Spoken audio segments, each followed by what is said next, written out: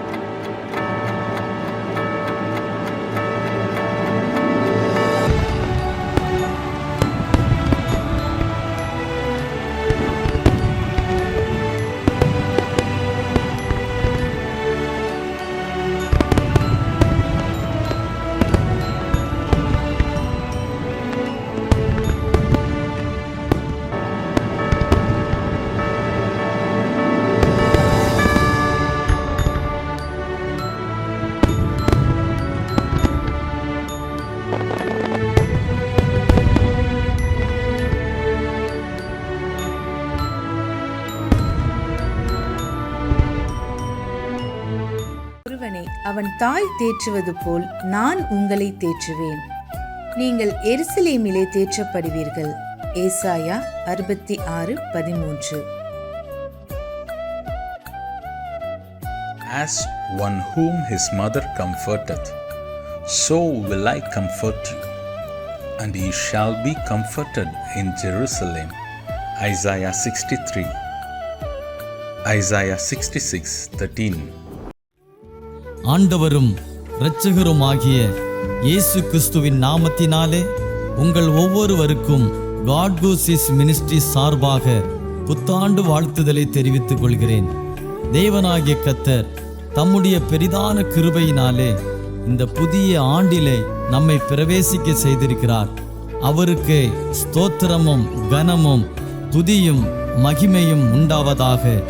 நமது ஊழியத்தின் மூலமாக ஒவ்வொரு நாளும் தேவ வார்த்தைகளை பகிர்ந்து கொண்ட தேவ ஊழியர்களையும் குடும்பங்களையும் தேவனாகிய கர்த்தர் ஆசீர்வதிப்பாராக. ஒவ்வொரு நாளும் இன்றைய மன்னா செய்தியை கேட்டு பிரயோஜனம் அடைந்த அநேகருடைய சாட்சிகளை இம்மட்டும் கேட்டிருக்கிறோம். இந்த ஆண்டிலும் கூட தம்முடைய வார்த்தையில் மாறாதவராகிய கர்த்தருடைய வார்த்தையை விசுவாசத்தோடு கேட்போம், கவனிப்போம். நிச்சயம் ஆசீர்வாதங்களை பெறுவோம். இந்த புதிய ஆண்டிலே தேவன் தமது வார்த்தைகளை நிச்சயம் நிறைவேற்றுவார் என்ற விசுவாசத்தோடும் நம்பிக்கையோடும் காத்திருப்போம்.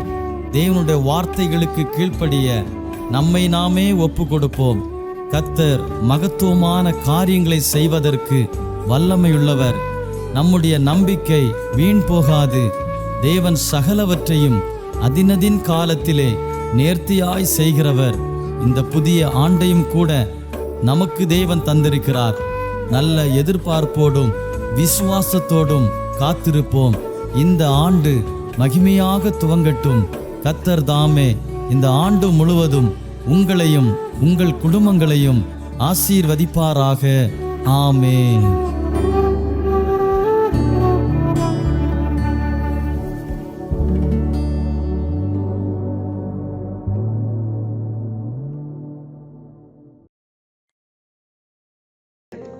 நசரேயனாகிய இயேசு கிறிஸ்துவின் இனிய நாமத்தில் உங்கள் யாவருக்கும் அன்பின் வாழ்த்துக்களை தெரிவித்துக் கொள்கிறோம். இந்த நாளிலும் கூட நாம் தியானத்திற்காக எடுத்துக்கொண்ட ஒரு வேத பகுதி மத்தேயு எழுதின சுவிசேஷ புஸ்தகம் 5வது அதிகாரம், அதன் 44 மற்றும் 45வது வசனங்களை வாசித்து கர்த்தர் நம்மோடு இடைவிடுகிற வசனங்களை தியானிப்போம். நான் உங்களுக்கு சொல்லுகிறேன், உங்கள் சத்துருக்களை சிநேகியுங்கள், உங்களை சபிக்கிறவர்களை ஆசீர்வதியுங்கள், உங்களை பகைக்கிறவர்களுக்கு நன்மை செய்யுங்கள், உங்களை நிந்திக்கிறவர்களுக்காகவும் உங்களை துன்பப்படுத்துகிறவர்களுக்காகவும் ஜெபம் பண்ணுங்கள். இப்படி செய்வதனால் நீங்கள் பரலோகத்தில் இருக்கிற உங்கள் பிதாவுக்கு புத்திரராயிருப்பீர்கள். அவர் தீயோர் மேலும் நல்லோர் மேலும் தமது சூரியனை உதிக்க பண்ணி நீதி உள்ளவர்கள் மேலும் அநீதி உள்ளவர்கள் மேலும் மழையை பெய்ய பண்ணுகிறார் என்று எழுதப்பட்டிருக்கிறது. இந்த நாளிலும் நாம் தியானிக்கிற இந்த வேத பகுதியிலிருந்து ஒரு சிறிய தலைப்பை கொடுக்க விரும்புகிறேன். நீங்கள் பரலோக பிதாவின் புத்திரரா என்கிற கேள்வியோடு இந்த செய்தி தொடங்குகிறது. நீங்கள் பரலோக பிதாவின் பிள்ளைகளா என்கிற கேள்வியோடு இந்த செய்தி தொடங்குகிறது. 45வது வசனத்திலே சொல்லப்பட்டிருக்கிறது, இப்படி செய்வதினால் நீங்கள் பரலோகத்தில் இருக்கிற உங்கள் பிதாவுக்கு புத்திரராய் இருப்பீர்கள் என்று சொல்லப்பட்டிருக்கிறது. எதை குறித்து என்று பார்க்கும்போது இந்த மத்தேயு எழுதின சுவிசேஷ புஸ்தகத்தில் 5வது அதிகாரத்தில் அநேக காரியங்கள் சொல்லப்பட்டிருக்கிறது. எல்லாவற்றையும் கடைபிடிக்க வேண்டியதுதான். ஆனாலும் இந்த நாள் இந்த சுருங்கின நேரத்திலே நாம் தியானிக்கிற ஒரு காரியம், சத்துருக்களை சிநேகிக்க வேண்டும், சபிக்கிறவர்களை ஆசீர்வதிக்க வேண்டும், பகைக்கிறவர்களுக்கு நன்மை செய்ய வேண்டும், நிந்திக்கிறவர்களுக்காகவும் துன்பப்படுத்துவர்களுக்காகவும் ஜெபம் பண்ண வேண்டும் என்று 4 காரியங்களை இந்த இடத்திலே சொல்லப்பட்டிருக்கிறதை பார்க்கிறோம். இப்படி ஒருவர் செய்யும் போதுதான் அவர் பரலோகத்தில் இருக்கிற நம்முடைய பிதாவின் பிள்ளைகளாய் இருக்க முடியும் என்று வேதவசனம் திட்டமும் தெளிவுமாக சொல்லுகிறது. ஆனால் இன்று நாம் வாழ்ந்து கொண்டிருக்கிற சூழ்நிலையில் சத்துருக்கள் நமக்கு அநேகமாக பெருகி இருக்கிறதை பார்க்கிறோம். முதலில் சத்ரு என்பவன் யார் என்பதை குறித்து நாம் சிந்திக்க வேண்டியது மிகவும் அவசியமான காரியமாயிருக்கிறது. நம்முடைய சத்துருக்கள் எல்லாருமே நாம் மிகவும் நேசித்தவர்களும் நம்மை சுற்றி இருக்கிறவர்களுமாகத்தான் இருப்பார்கள்.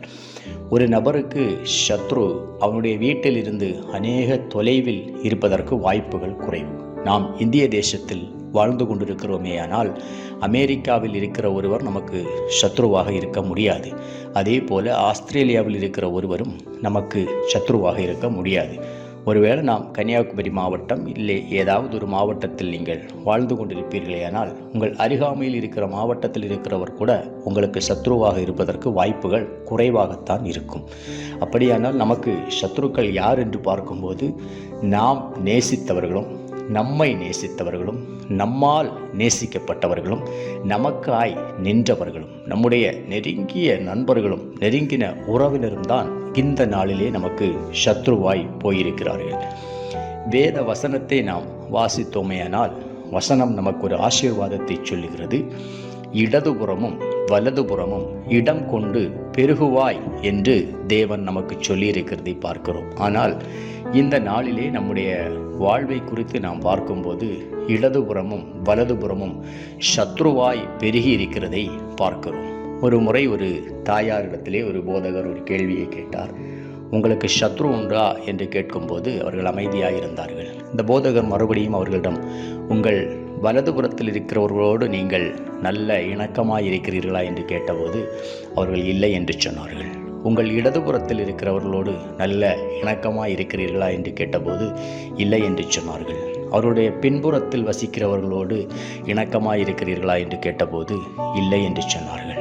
ஆனால் முன்புறத்தில் இருக்கிறவர்களோடு என்று சொல்லும்போது அங்கே எந்த ஒரு பிரச்சனையும் இல்லை. காரணம் என்னவென்று பார்க்கும்போது அவர்களுடைய வீட்டிற்கு முன்பாக யாருடைய வீடும் இல்லை. ஒரு நல்ல கவர்மெண்ட் போட்ட ரோடு இருக்கிறது. அப்படியானால் சுற்றின திசையில் எல்லாமே பார்க்கும்போது சத்ருக்கள் நெருங்கி இருக்கிறதை பார்க்கிறோம். ஆனால் வேத வசனம் சொல்லுகிறது, ஒருவனுடைய வழிகள் கர்த்தருக்கு பிரியமாயிருந்தால் அவன் சத்ருக்களை அவனோடு சமாதானமாகும்படி செய்வார் என்று நீதிமொழிகளின் புஸ்தகம் 16வது அதிகாரம் 7வது வசனத்திலே ஆண்டவர் திருவுளம் பற்றுகிறதை நாம் பார்க்கிறோம். ஒரு நபருடைய வழிகள் கர்த்தருக்கு பிரியமாயிருந்தால், ஒருவேளை சத்துருக்கள் உண்டாயிருந்தாலும் வசனம் சொல்லுகிறது அவன் சத்துருக்கள் எல்லாம் சமாதானமாகும்படி கர்த்தர் செய்வார் என்று சொல்லப்பட்டிருக்கிறதை பார்க்கிறோம். 2 சாமுவேலின் புஸ்தகம் 7வது அதிகாரம் 11வது வசனத்திலே நாத்தான் என்கிற ஒரு தீர்க்கதரிசியோடு கர்த்தர் தாவீதினிடத்தில் பேசுகிற போது, உன் சத்துருக்கள் எல்லாரையும் இளைப்பாற பண்ணி இப்போது உனக்கு ஒரு நித்திய வீட்டை கட்டுவேன் என்று கர்த்தர் அறிவிக்கிறார் என்று சொல்லுகிறதை பார்க்கிறோம். அப்போ ஆண்டவர் நமக்கு தருகிற ஒரு மிகப்பெரிய ஆசீர்வாதங்களில் ஒன்று சத்ருக்கள் இல்லாத ஒரு ஜீவிதம். அதனால தான் ஆண்டவர் நமக்கு சொல்லுகிறார், சத்ருவை நாம் சிநேகிக்க வேண்டும், சபிக்கிறவர்களை ஆசீர்வதிக்க வேண்டும். இந்த சத்ருக்கள் எல்லாருமே யார் என்று பார்க்கும்போது நம்மோடு பழகினவர்கள். இப்போ 2 காரியங்களை நாம் தியானிக்க போகிறோம். ஒன்று, சத்ருவை நேசிப்பது எப்படி என்றும், மற்றொன்று சத்ருவை ஏன் நேசிக்க வேண்டும் என்பதை குறித்தும் இந்த நாளிலே நாம் தியானிக்க போகிறோம். இப்போ சத்ருவை நேசிப்பது எப்படி என்று சொல்லும்போது ஆண்டவர் அதை தான் நமக்கு சொல்லிக் கொடுத்திருக்கிறார். சிலுவையிலே மரண பரியந்தம் அவர் தன் ஜீவனை விடும் வேளையிலும் தாங்கள் செய்கிறது இன்னதென்று அறியாது இருக்கிறார்கள், பிதாவே இவர்களுக்கு மன்னியும் என்று சொல்லி கடைசி பரியந்தம் வரை கர்த்தர் அவர்களுக்காக ஜெபித்ததை நாம் பார்க்கிறோம். அவருடைய பிள்ளையாகிய நாம் அவருடைய அடிச்சுவட்டை பின்பற்றி நடக்கிறவர்களும் எந்த சூழ்நிலையிலையும் எல்லாரையும் நேசிக்கத்தான் நாம் கற்றுக்கொள்ள வேண்டும். இரண்டாவதாக பார்க்கும்போது சத்ருவை ஏன் நேசிக்க வேண்டும் என்று சொன்னால், நம்முடைய சத்ரு என்று சொல்லுகிறவர் நம்முடைய நண்பரும் நம்முடைய உறவினரும் தான். பாருங்கள், ஒரு காலத்தில் நெருங்கின நண்பனும் நெருங்கின உறவுமாய் இருந்தவர்கள் இன்று நொறுங்கி போன உறவாய் மாறிப்போய் விட்டார்கள். ஏதோ ஒரு சூழ்நிலையில் நமக்காக நின்றவர்கள் நம்ம அவர்களுக்காக நின்றிருப்போம். ஆனால் இன்று பார்த்தா அவர்களுடைய பெயரை கேட்டாலோ இல்லை அவர்களுடைய முகத்தை பார்த்தாலோ எரிச்சல் வருகிற அளவுக்கு சத்ருவாக மாறிப்போனார்கள். வேத புஸ்தகத்திலே பார்த்தோம் என்றால் யோபு என்கிற தேவ மனிதனுக்கு 4 நண்பர்கள் இருந்ததாக வேத புஸ்தகத்திலே பதிவு செய்யப்பட்டிருக்கிறது. அதில் ஒருவர் எலிப்பாஸ் என்று சொல்லுகிற ஒருவர், அடுத்து சோப்பார் என்கிற ஒருவர், எலிகு என்கிறவர், பில்தாக் என்று சொல்லுகிற 4 நண்பர்கள் யோபுவோடு இருந்தார்கள். யோபுவுக்கு ஒரு நெருக்கமான சூழ்நிலை வந்தபோது 4 பேரும் 4 இடத்திலிருந்து புறப்பட்டு வந்து யோபுவை பார்க்கும்படி வந்தார்கள். 7 நாளளவும் பேசாமல் தரையில் உட்கார்ந்து யோபுவோடு துக்கம் அனுசரித்து கொண்டிருந்தார்கள். அதற்கு பிற்பாடாக யோபு பேசத் தொடங்கின போது யோபுவுக்கு அவர்கள் மறு உத்தரம் கொடுத்தார்கள். இவர்கள் 4 பேரையும் குறித்து வேத வல்லுநர்கள் சொல்லுகிறார்கள். எலிப்பாஸ் என்கிறவன் தனக்கு சாதகமாக பேசுகிறவன், சோப்பார் என்கிறவன் வேதத்தை எடுத்து பேசுகிறவன், எலிகு என்கிறவன் சிந்தியாமல் பேசுகிறவன், பில்தாக் என்று சொல்லுகிறவர் ஆறுதலாய் பேசுகிறவர். இந்த பில்தாக் தான் யோபுவிடத்திலே சொல்லும்போது, உம்முடைய துவக்கம் அற்பமாய் இருந்தாலும் முடிவு சம்பூரணமாய் இருக்கும் என்று சொல்லுகிறதை பார்க்கிறோம். நல்ல கவனியருங்கள், இவர்கள் 4 பேருமே ஆண்டவருக்கு வைராக்கியமாகத்தான் வேதத்தில் பேசினார்கள். யோபுவை குறித்து சொல்லும்போது, தேவனை விட நீ நீதிமானாய் இருப்பாயோ என்று சொல்லி யோபுவிடத்திலே கர்த்தருக்கு வைராக்கியமாய் பேசுகிறார்கள். ஆனால் கர்த்தர் அதில் பிரியப்பட்டாரா என்று பார்க்கும்போது அந்த இடத்திலே கர்த்தர் அதை பிரியப்படவில்லை என்பதை நாம் பார்க்கிறோம். யோபுவின் புஸ்தகத்திலே 42வது அதிகாரம் அவருடைய 10வது வசனம் மற்றும் 7வது வசனங்களை நாம் வாசிக்குமேயானால், என் தாசனாகிய யோபுவை போல நீங்கள் நிதானத்தோடு பேசவில்லை, உங்கள் மேல் எனக்கு கோபம் மூழுகிறது என்று தேவன் யோபுவின் நண்பர்களை குறித்து சொல்லுகிறதை பார்க்கிறோம். மாத்திரமல்ல, அவருடைய நண்பர்களோடு யோபுவிடத்திலே வந்து ஒரு காளையை கொண்டு வந்து சர்வாங்க தகன பலியிடும்படியாகவும் ஜெபிக்கும்படியாகவும் சொல்லுகிறார். அந்த கீழே வசனங்களிலே சொல்லப்பட்டிருக்கிறது, யோபு தன் நண்பர்களுக்காக ஜெபித்த போது கர்த்தர் அவன் சிறையிருப்பை மாற்றினார் என்று சொல்லப்பட்டிருக்கிறது. அப்படியானால் யோபுவுடைய வாழ்விலே ஒரு பிழையும் இல்லாமல் இருந்த போதும் கூட யோபுவுடைய நண்பர்களின் நிமித்தமாக யோபுவுக்கு உண்டான ஒரு மனக்காயம் யோபுவுக்கு அது ஒரு சிறையிருப்பை உண்டாக்கியிருக்கிறது. அதற்காகத்தான் யோபு நண்பர்களுக்காக ஜெபித்த போது கர்த்தர் அந்த சிறையிருப்பை மாற்றினார் என்று வேத புஸ்தகத்திலே வாசிக்கிறோம். ஒருவேளை நம்முடைய நெருங்கின நண்பர்கள் அவர்கள் செயலில் ஒருவேளை நியாயம் இல்லாமல் இருக்கலாம். நம்முடைய பகுதியிலே நியாயம் உண்டாயிருந்தாலும் நம்முடைய நண்பர்கள் நிமித்தமாக நமக்கு ஒரு மனஸ்தாபம் உண்டாயிருக்குமே, ஆனால் அது அவர்களுக்கும் அதில் பிரச்சனை இருக்கிறது. மாத்திரமல்ல, யோபுவின் வாழ்வில் ஒரு சிறையிருப்பு உண்டாயிருந்தது. அவன் நண்பர்களுக்காக ஜெபித்த போது அவன் சிறையிருப்பு மாறினது என்று வேதத்திலே பார்க்கிறோம். அப்படியானால் நம்முடைய வாழ்விலும் சில சிறையிருப்புகள் நம்முடைய சத்துருக்கள் நிமித்தம் நமக்கு உண்டாகும். நம் சத்துருக்களை நேசிக்காமல் சத்துருக்களை சத்துருக்களாகவே வைத்திருந்தோமே ஆனால் நியாயம் நம்முடைய பகுதியில் உண்டாயிருந்தாலும் அது நமக்கு ஒரு சிறையிருப்பாகவே உண்டாகும். இரண்டாவது ஒரு காரியத்தை சொல்கிறேன். ஆபிரகாம் என்கிற ஒரு தேவ மனிதனை நாம் வேத புஸ்தகத்திலே பார்த்திருக்கிறோம். அபிமெலேக்கு என்கிற ஒரு ராஜா ஆபிரகாமின் மனைவியாகிய சாராளை ஆள் அனுப்பித்து அழைப்பிக்கிறார். கர்த்தர் ராத்திரியிலே அபிமெலேக்குக்கு தோன்றி, நீ அழைப்பித்த ஸ்திரீயின் நிமித்தம் செத்தாய் என்று சொல்லுகிறதை பார்க்கிறோம். அவன் வேறொருவருடைய மனைவியாக இருக்கிறார் என்று சொல்லி, அவன் ஒரு தீர்க்கதரிசியாக இருக்கிறான் என்று சொல்லி அனுப்பிவிடுகிறதை நாம் பார்க்கிறோம். நன்றாய் நீங்கள் கவனிக்க வேண்டும். 1 வருட காலம் அந்த அபிமெலேக்குடைய வீடுகளில் இருந்த மனைவி மற்றும் வேலைக்காரிகள் அவருடைய அந்த அரண்மனையில் இருந்த எல்லா ஸ்திரீகளின் கர்ப்பத்தையும் கர்த்தர் அடைத்தார் என்று வேத புஸ்தகத்திலே வாசிக்கிறோம். ஆபிரகாம் அவர்களுக்காக வேண்டிக் கொண்டபோது தேவனாகிய கர்த்தர் அவர்களுடைய சிறையிருப்பை மாற்றி அந்த கர்ப்பத்தை திறந்தார் என்று பார்க்கிறோம். நாம் அதோடு வாசித்து கடந்து போய்விடாமல் அதோடைய அடுத்த அதிகாரம் ஆதியாகமம் 20ஆம் அதிகாரத்தில் இது சொல்லப்பட்டிருக்கிறது. ஆதியாகமம் 20ஆம் அதிகாரம் முடிக்கும் போது ஆபிரகாம் அபிமெலேக்குக்காக ஜெபித்து ஆண்டவர் அந்த கர்ப்பத்தின் வாசல்களை திறக்கிறதை பார்க்கிறோம். அதே நேரத்தில் ஆதியாகமம் 21ஆம் அதிகாரம் 1 முதல் 3 வரை பார்க்கும்போது கர்த்தர் சாராளை கடாட்சித்தாள் என்றும் சாராள் ஈசாக்கை பெற்றெடுத்தாள் என்றும் பார்க்கிறோம். அப்படியானால் சாராளை அபிமெலேக்கு கடத்தி கொண்டு போயிருக்கிற வேளையிலே அது ஆபிரகாமுக்கு ஒரு விசனமாய் தான் உண்டாயிருக்கும். அவன் புருஷனாய் இருந்தவன். அந்த விசனத்தின் நிமித்தம் அது ஒரு சிறையிருப்பாகத்தான் மாறியிருக்கிறது. நண்பர்களே, நம்முடைய நெருங்கினவர்கள் சகோதரர்கள் எல்லாம் நம் பகைமையை உண்டாக்கி வைத்திருப்போமே, ஆனால் அது அவர்களுக்கு எந்த அளவுக்கு தீமையை கொண்டு வரும் என்பதை விட நமக்கு அது ஒரு சிறையிருப்பாகவே மாறும். அதனால தான் தேவன் சொல்லுகிறார், நான் உங்களுக்கு சொல்லுகிறேன், உங்கள் சத்துருக்களை சிநேகியுங்கள், உங்கள் சபிக்கிறவர்களை ஆசீர்வதியுங்கள். நியாயம் நம்முடைய பகுதியில் 100% உண்டாயிருந்தாலும் நம்முடைய நண்பர்களை குறித்தோ நம்முடைய சிநேகிதர்களை குறித்தோ நம் மனதில் ஒரு விசனம் உண்டாயிருந்தால் அது நமக்கும் ஒரு சிறையிருப்பாக மாறும் என்று சொல்லப்பட்டிருக்கிறது. மாத்திரமல்ல, நமக்கு அடிக்கப்பட்ட ஆட்டுக்குட்டியானவர் கடைசி நேரத்தில் சிலுவையில் ஜீவன் விடும்போது கூட பிதாவினிடத்தில் ஒரு காரியத்தை ஒப்புவித்ததை பார்க்கிறோம். நீர் தந்தவைகளில் நான் ஒன்றையும் இழந்து போகவில்லை என்று சொல்லி அவருக்கு கொடுத்த 12 சீஷர்களையும் அவர் கடைசி வரை தன்வசம் வைத்திருந்ததை பார்க்கிறோம். அப்படியானால் தேவன் நம்முடைய வாழ்விலே இணைத்த அநேக உறவுகள் உண்டு.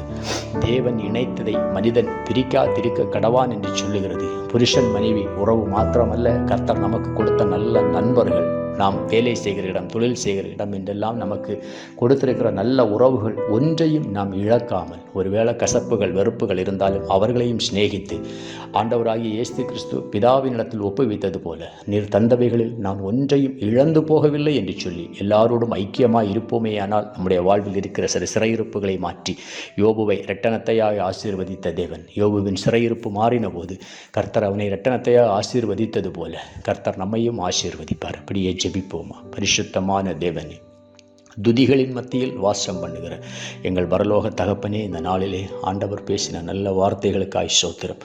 சத்ருவை நேசிப்பது சாதாரண காரியம் அல்ல, ஆனாலும் தேவன் அதை எங்களுக்கு கட்டளையாய் கொடுத்திருக்கிறபடினால் எங்களோடு ஒரு காலத்திலே நெருங்கி பழகினவர்கள், நெருங்கின உறவினர்கள் இன்று நொறுங்கி போன உறவாய் இருக்கிறதப்பா. எல்லாவற்றையும் கர்த்தர் அந்த நாளில் இணைக்கும்படியாய் ஜெபிக்கிறோம். ஆண்டவரே, மகிமையான தேவகரம் ஒவ்வொரு பிள்ளைகளோடும் இடைபடுவதாக. ஒருவனுடைய வழிகள் கர்த்தருக்கு பிரியமாய் இருந்தால் அவனுடைய சத்துருக்களை அவனோடு சமாதானமாகும்படி செய்வார் என்று சொன்ன தேவ வசனத்தின்படி சத்துருக்கள் இல்லாத ஒரு சூழ்நிலையில் கர்த்தர் ஒவ்வொருவரையும் நடத்தும்படியாய் ஜெபிக்கிறோம். கர்த்தாவே, மகிமையான தேவகரம் கூட இருந்து பெரிய காரியங்களை செய்யட்டும். தாழ்த்தியும் கரங்களில் ஒப்புக் கொடுக்கிறோம். இயேசு கிறிஸ்துவின் மூலம் எங்கள் ஜெபம் கேளும் பிதாவே. ஆமேன், ஆமேன், ஆமேன், ஆமேன்.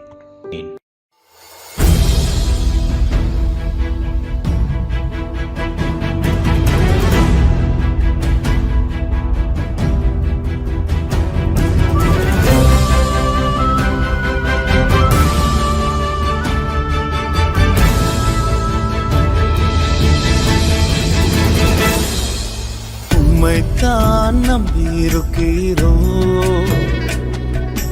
உம்மையன்றி யாரும் இல்லையப்பா.